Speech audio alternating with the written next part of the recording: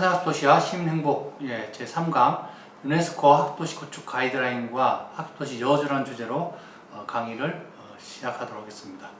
유네스코 학도시 구축 가이드라인은 유네스코에서 학도시 구축을 도와주기 위해서 전 세계의 많은 도시가 활용할 수 있도록 만든 가이드라인입니다. 자, 우선 학도시 구축 트렌드를 같이 보도록 하겠습니다. 학습도시 구축 트렌드는 국내와 해외, 외국의 어떤 그 사례를 같이 고민해서 만든 걸로 봐주시면 좋겠습니다. 제일 중요한 게 유관부서, 이해관계자, 그리고 주민이 함께 만드는 평산학습 전략을 구축하고 있다는 게 가장 큰 특징입니다. 국가, 도시, 도, 시 및 지역사회의 자원을 활용하는 전략을 개발해라. 두 번째, 시의 유관부서, 공공 및 민간기관이 함께 만드는 평산도시를 만들어라.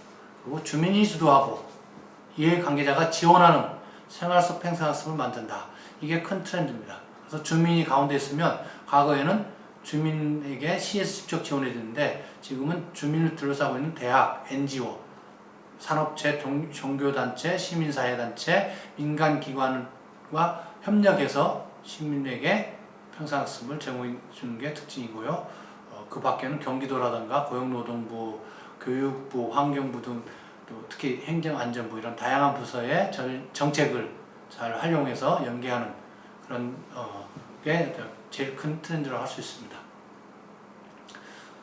두 번째는 도시의 환경, 특성을 반영한 학도시 구축을 하고 있습니다. 여러분들이 제2강 끝에서 12개 도시 2015년도에 글로벌 평산학습 도시상, 유네스코 학도시상을 받은 도시들의 특성을 보셨겠지만 도시의 환경, 특성을 반영한 학도시 구축을 하고 있다는 게 큰 특징입니다. 이 강에서 잠시 설명했던 학습도시와 지속가능 발전교육이 어떻게 연결되어 있느냐, 그 실행을 위한 가이드라는 그 책을 제가 유네스코 근무할 때 제 옆자리에 있던 친구가 개발한 겁니다. 그래서 거기에 보면 역시 그 도시의 특성을 반영한 게 특징이다. 그럼에도 불구하고 큰 방향은 환경 친화적인 도시, 그 다음에 평등하고 포용적인 도시, 그 다음 괜찮은 일자리와 기업가 정신을 촉진하는 도시로 우리가 크게 유목할 수 있었다고 볼 수 있습니다. 2019년도에 이제 9개 도시, 2017년도에 16개 도시, 그리고 2015년도에 12개 도시가 유네스코 학도시상을 수상했는데 그 도시들의 사례를 분석한 걸 보면 역시 각 도시의 특성을 반영해서 학습도시를 구축하고 있다. 이게 큰 트렌드입니다. 그리고 유네스코에서 아주 중요한 문서를 하나 만드는 게 있습니다. 2013년도에 만든 건데 학습도시 핵심 특성 지표를 만들어놨어요. 여기는 보시면 이제 12개의 큰 축이 있습니다. 재단을 이루는 그 강력한 정책 의지와 책무의 이행, 그리고 거버넌스 구축과 모든 이해 관계자들의 참여, 지역사회 자원의 동원 및 활용, 이게 없으면 사실은 이 학도시라는 건물이 쓸 수가 없습니다. 그래서 이 학도시의 기반이 되는 이 세 가지, 강력한 정책 의지, 시장이라든가 시의회의 강력한 정책 의지와 책무를 구체적으로 이행을 해야 되고, 그리고 이를 이행하기 위한 거버넌스 구축을 하고 모든 이해관계자, 이때 모든 이해관계자는 시민입니다. 이 시민들이 참여가 있어야 된다.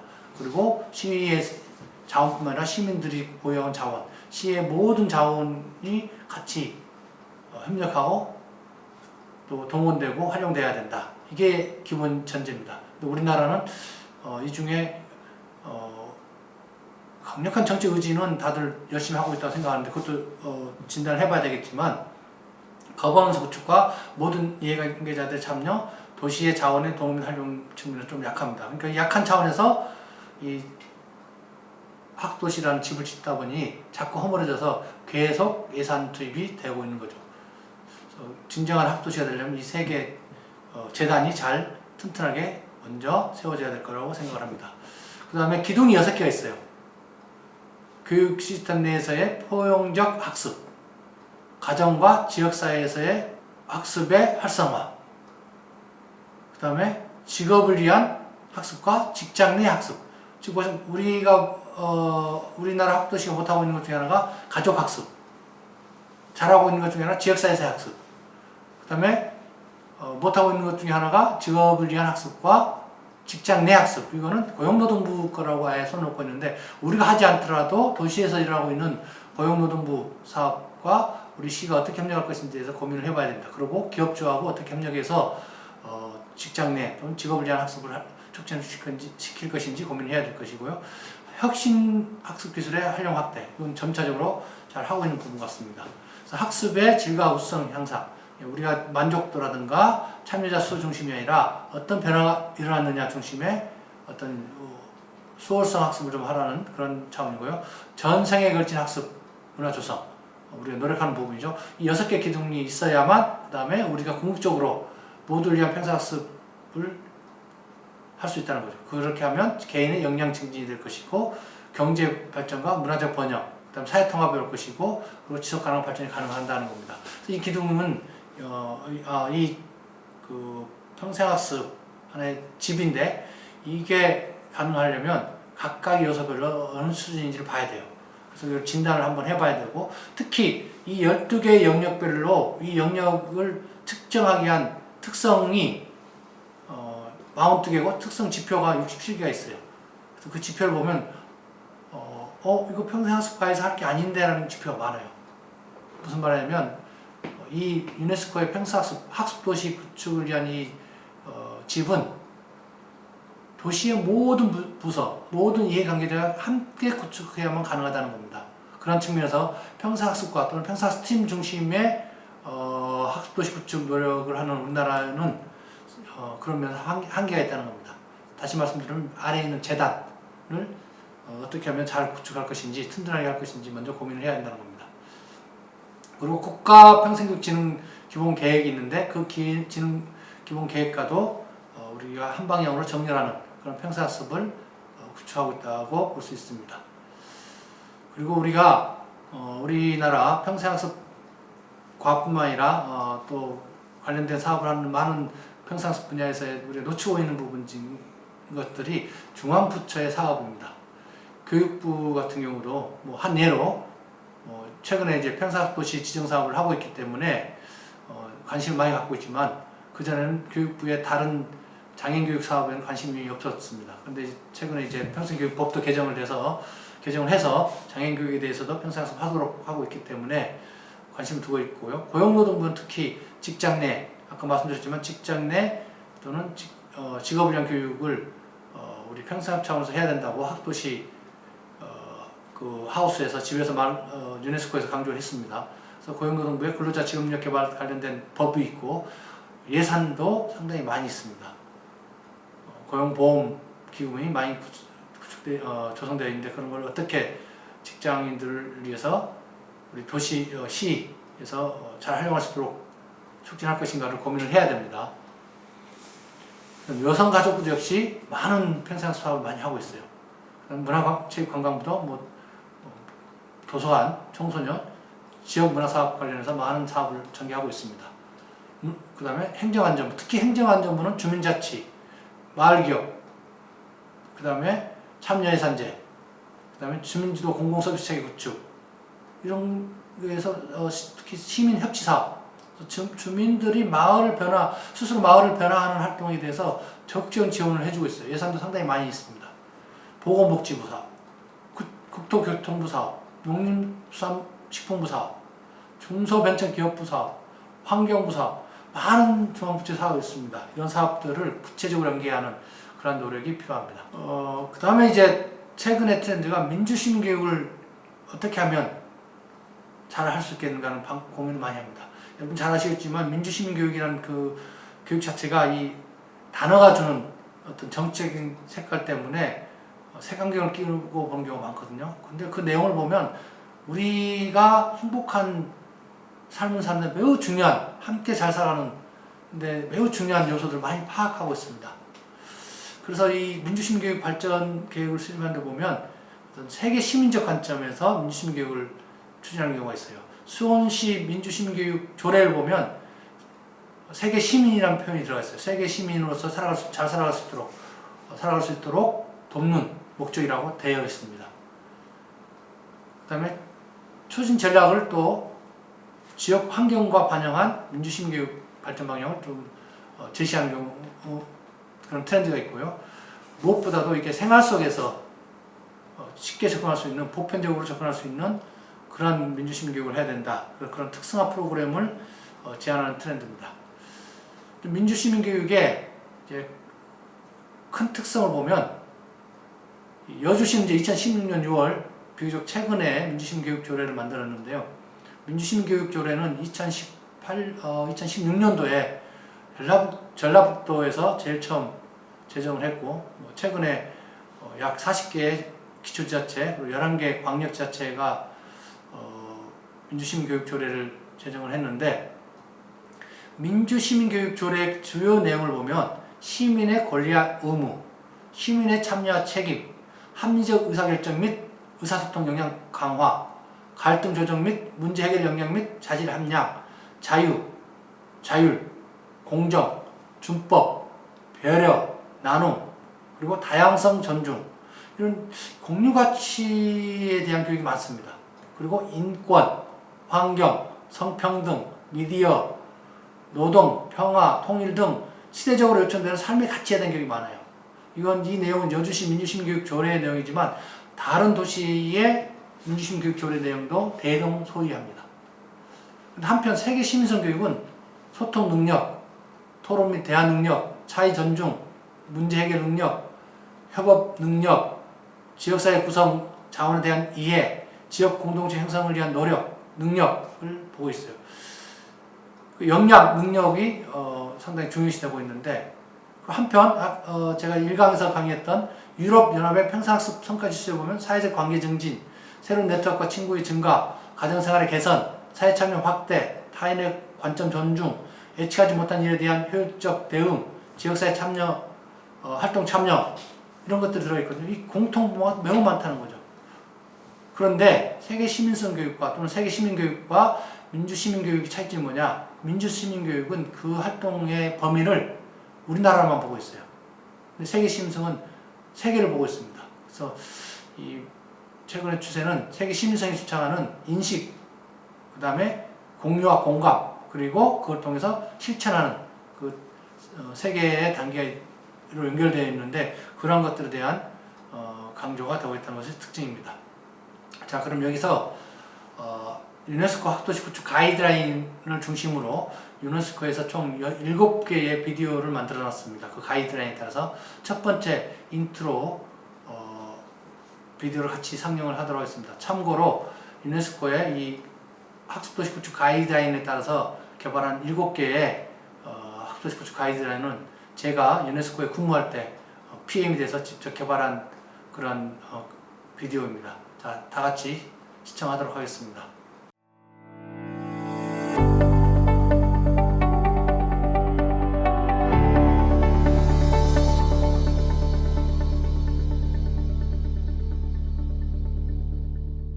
학습도시란 무엇인가? 학습도시는 사람을 발전의 중심에 둔다. 이 도시는 모두를 위한 교육과 평생교육을 증진하고, 이와 함께 개개인 권익신장, 사회적 응징력, 경제사회적 번영과 지속 가능성을 촉진한다. 배우는 것이 무엇인지 사람들에게 물어보면 대다수는 교실을 떠올릴 것이다. 하지만 우리는 또한 공동체와 일터 및 공공장소에서, 그리고 디지털 기술을 통해 배운다. 학습도시에서 학습은 이 모든 환경에서 이루어지고 있고, 지식과 기술, 능력을 더욱 발전시킬 수 있는 기회를 모두에게 평생토록 제공한다. 모두를 위한 평생교육은 우리 도시의 미래이다. 그렇다면 우리는 어떻게 이를 실현할 수 있는가? 전 세계에는 이러한 비전을 성취할 수 있도록 스스로를 변모시킨 도시들이 있다. 그리고 모든 도시는 문화적, 사회경제적으로 독특한 환경을 지니고 있지만, 학습도시를 건설하는 데에는 공통된 실행의 영역이 존재한다. 자원의 동원만이 아니라 기획, 이해관계자의 참여, 학습 의욕 고취, 학습 접근성 제고, 진전도 모니터링 및 평가는 학습도시 성공의 핵심이다. 이 모든 영역은 6개의 비디오로 구성된 지침에서 살펴볼 수 있는데, 도시는 이 지침을 더 많은 배움과 학습도시 여정의 출발점으로 이용할 수 있다. 다른 학습 도시들도 최상의 사례를 담고 있는 비디오를 제출했는데 여기서 이들 도시는 각각의 핵심적 실행 영역에 대한 조언을 공유한다. 따라서 이 학습 도시 구상에 참여하여 우리의 도시를 지식이 넘쳐나고 경제적 성공이 이루어지고 공동체가 단합하고 아무도 뒤처지지 않는 장소인 학습 도시로 변모시킬 수 있는 방법을 찾아보자.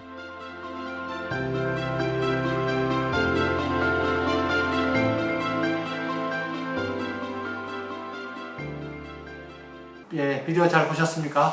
예, 여러분들 참고로 이 비디오는 제가 유네스코에 근무할 때 개발했던 그런 비디오입니다. 모두 7편이 전부 다 한국말로 번역돼서 유튜브에 있으니 필요하신 분은 시청하시면 될 것 같습니다. 유네스코 학도시 구축 가이드라인은 총 6개로 구성되어 있습니다. 계획 수립, 참여체계 구축, 축하, 축제, 그리고 접근 가능성 확보, 모니터링과 평가, 그리고 지원 및 자원 확보로 되어 있습니다. 이 가이드라인 첫 번째는 학도시 구축에 대한 계획 수립입니다. 그래서 강력한 정책 의지를 보여라, 그리고 행동계획에 반영해라, 중장기 발전 계획 수립해라, 그리고 학도시 핵심 특성 지표를 바탕으로 해서 중장기 목표와 평가 수단을 개발해라라고 되어 있습니다. 학도시 구축 계획 수립에서 가장 중요한 게 강력한 정책 리더십과 책무이행인데 무엇보다도 시장의 강력한 의지입니다. 그래서 예산, 우수 인력 배치, 승진에 대한 우대, 그리고 공무원 및 전문가의 전문성 및 역량이 필요합니다. 그래서 공무원 부서에 공무원들이 관련 전문성을 좀 갖춰야 되고, 그리고 주민과 파트너십을 구축해야 되고요. 시민력을 갖춘 시민이 필요하다. 그래서 평상습에 있어서 파트너로서 적극적으로 활동할 수 있는 시민 활동가를 양성하는 게 필요하다고 볼 수 있습니다. 그리고 학도시 구축을 위해서 과거에는 평상습과에서 모든 걸 다 하는 그런 비전 체계를 수립했다면 이제는 여러 부서가 같이 할 수 있는 그런 비전 체계를 수립해야 된다. 일자리, 경제, 환경, 장애인 정책 이런 데서 나름대로 평상습을 하기 위한 아까 앞에서 나왔던 그 6개 기둥의 한 기둥을 각자가 맡아줘야 된다는 거죠. 그런 차원에서 다양한 협력이 필요하고, 그렇게 하기 위해서 평상습부서는 이런 협력체계 구축하고 이런 각 주체들이 평상습을 통해서 정책을 추진할 수 있도록 도와주는 역할을 해야 된다고 볼 수 있습니다. 그 다음에 이해관계자와 유관계의 역량 강화를 해야 된다고 볼 수 있습니다. 아까 앞서서 말씀드렸지만 2강에서 말씀드렸지만 여러 도시들에서는 평상습 이해관계자들의 역량 강화를 위한 워크숍을 하고 있다는 거죠. 그 다음에 이제 평생교육사도 장애인복지관, 이런 노인복지관에도 많이 배치를 해야 될 필요가 있습니다. 그래야, 왜냐하면 그 사람들 하는 활동들이 평상습적인 접근이 많이 있거든요. 그래서 평상습적인 어떤 그 전문성이 없는 사람들이 평상습을 장애인이라든가 노인, 여성, 청소년, 아동들에게 전개하고 있다는 거죠. 무자격자들이 학습을 전개하고 있다는 것은 지속가능한 발전 도시 구축에는 어울리지 않은 그런 측면이 있습니다. 그다음 참여체계 구축입니다. 그래서 그렇게 해서 모든 이해관계가 참여하는 협조적 구조를 조성해라. 그런데 우리는 앞에도 말씀드렸지만 이해관계자 참여가 조금 아쉬운 부분이에요. 왜냐하면 도시가 너무 많은 것들을 하고 있기 때문입니다. 특히 여기서 보면 학습도시 전략위원회에 이해관계자를 참여시키고 그들 중심으로 그들의 역할과 책임을 명확하고 공유해서 모든 이해관계자들이 동시에 같이 구축하는 학도시를 만들어 나가라라고 하고 있습니다. 그 영국의 브리스톨이라든가 호주의 멜튼을 보면 지역사회 학도시위원회가 있습니다. 이 구성원들은 다양한 이해관계자들이 와요. 위원장 시장이지만, 그런데 이 사람들 하는 일을 보면 도시의 문제 해결을 위한 거의 모든 것들에 대해서 의사결정을 다 이 학습도시위원회에서 합니다. 그러니까 이 사람들이 참여하는 사람들이 책무성을 갖게 되고 역할을 갖게 되고, 그리고 시의 담당자라든가 시장이 중심이 아닌 위원회 중심으로 평상도시 구축하고 있습니다. 그래서 평생교육협의회가 실적이고 전략적 역할을 이상을 강화할 필요가 있다. 우리가 평상협의회가 있는데 그 협의회가 지금 형식적으로 운영되고 있습니다. 평생교육협의회가 좀 전략적으로 운영할 필요가 있다고 볼 수 있습니다. 다음으로 세 번째 가이드라인은 셀러브레이션입니다. 축하 또는 우리로 보면 축제입니다. 그래서 축하 이벤트로 이 관심 있는 학습자들을 유도하고, 그리고 참여를 촉진하는, 그리고 학습을 1년 동안 해왔던 사람들이 스스로 축하하는 그런 행사를 조직하는 걸 중요시하고 있습니다. 그런데 우리나라는 사실은 이제 보여주기식 축제를 많이 합니다. 네, 아일랜드 코크 같은 경우는 지금 현재 인구가 약 19만 명인데 2017년도에 10만이었습니다. 그 당시에 통합화돼 10만이었는데 그 당시 자료를 보면 매년 약 500개 학습 이벤트와 10,000명 이상의 참가자가 있습니다. 이게 어떻게 가능하느냐? 이 사람들 축제는 우리처럼 시청 앞에 또는 큰 문화회관 앞에서 하는 게 아니라 도서관, 박물관, 체육관, 요트장, 공원, 길거리 공연장에서 합니다. 그 말은 무슨 말이냐? 학습이 일어나는 장소에서 그 학습을 하는 사람들이 주도하에 평생학습 축제를 합니다. 그리고 친구가 되든 가족이 되든 진짜 축하하기 위한 사람들 오고 또 학습에 관심 있는 사람들을 새로운 멤버로, 회원으로 끌어들이기 위한 그런 노력을 합니다. 그러니까 가능한 거죠. 그럼 시는 무엇을 하느냐? 이런 학습도시 축제에 대한 홍보, 그리고 필요한 기본적인 자재를 공급해주는 역할을 합니다. 그래서 학습도시라는 것은 동기를 구해주고 새로운 학습자를 확보해주는 그런 역할을 해야 된다는 겁니다. 그 다음에 접근 가능성 보장입니다. 네 번째가. 그래서 그렇게 하기 위해서는 모든 시민에게 접근 가능성을 보장하기 위해서는 지역사회 기반 학습 공간을 구축하라. 그리고 가족과 지역사회 학습장을 제공해라. 우리가 좀 못하는 부분입니다.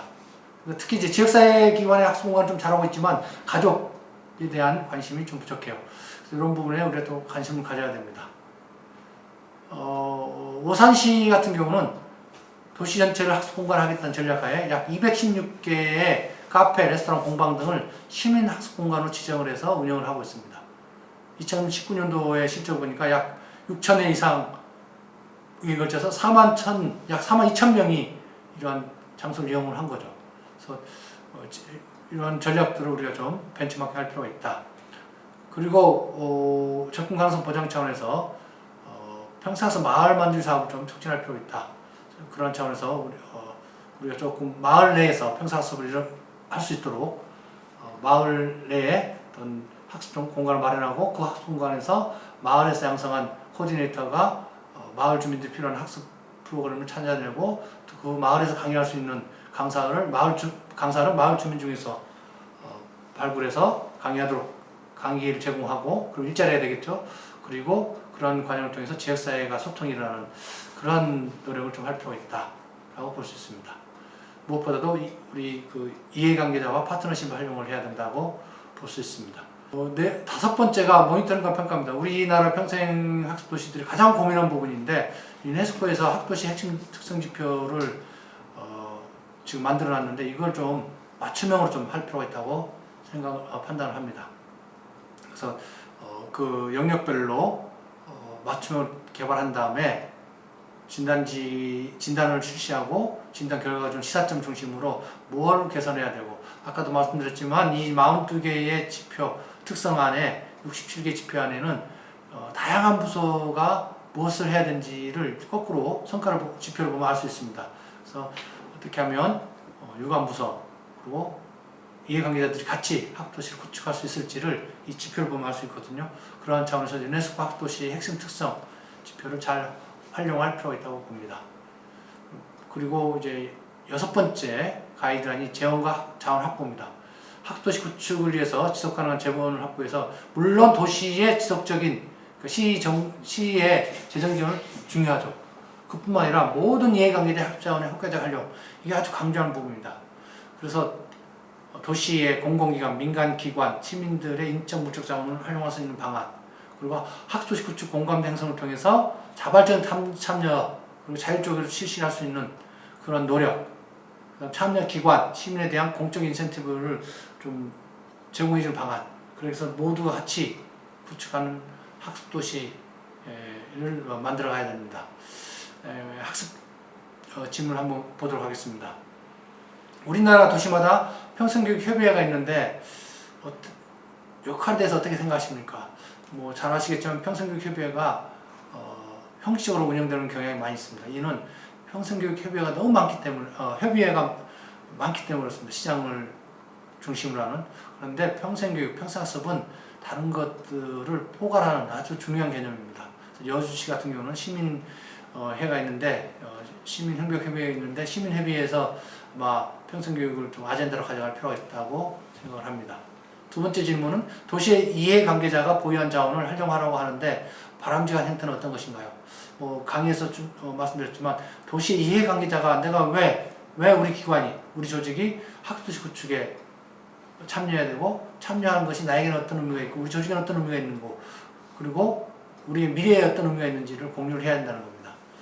세 번째 질문을 보겠습니다. 우리 유네스코 학도시 핵심 특성 지표를 적용하는 것의 의미는 무엇인가요? 역시 앞서 말씀드렸지만 이 지표를 보시면 무엇을 우리가 왜 해야 되는지가 나옵니다. 구체적으로 유네스코에서 지향하는 질적 학습의 제공을 이 지표를 보면 알 수 있습니다. 그래서 아마 여주시도 마찬가지고 다른 도시도 마찬가지로 생각을 하는데 이 지표를 역으로 지표 중심으로 한번 우리가 하고 있는 것을 매칭을 시키면 좀 빠진 부분이 있을 겁니다.